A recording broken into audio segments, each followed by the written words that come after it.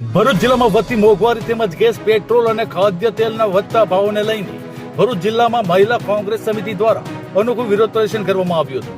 શહેરના પાંચબત્તી વિસ્તારમાં યોજાયેલા વિરોધમાં મહિલા કોંગ્રેસના કાર્યકરોએ રોડ પર ચૂલો સળગાવી રોટલા બનાવી સરકાર સામે પ્રતિકાત્મક રીતે આક્રોશ વ્યક્ત કર્યો હતો. મહિલા કોંગ્રેસના કાર્યકરોએ જણાવ્યું હતું કે રસોઈ ગેસ, પેટ્રોલ અને ખાદ્ય તેલના ભાવમાં સતત વધારો થતા સામાન્ય અને મધ્યમ વર્ગીય પરિવારો માટે ઘર ખર્ચ ચલાવવું મુશ્કેલ બની ગયું છે. આ પ્રતિકાત્મક વિરોધ દ્વારા સરકારનું ધ્યાન વધતી મોંઘવારી તરફ દોરવાનો પ્રયાસ કરવામાં આવ્યો હતો.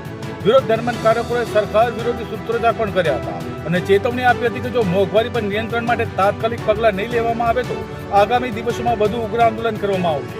જો કે કાયદા અને વ્યવસ્થા જળવાઈ રહે તે માટે સ્થળ પર હાજર એ ડિવિઝન પોલીસે કાર્યવાહી કરી વિરોધ પ્રદર્શન કરી રહેલા મહિલા કોંગ્રેસી કાર્યકરોની અટકાયત કરી. નમસ્કાર, હું ગોપીબેન તરણી ભરૂચ જિલ્લા મહિલા પ્રમુખ બોલું છું.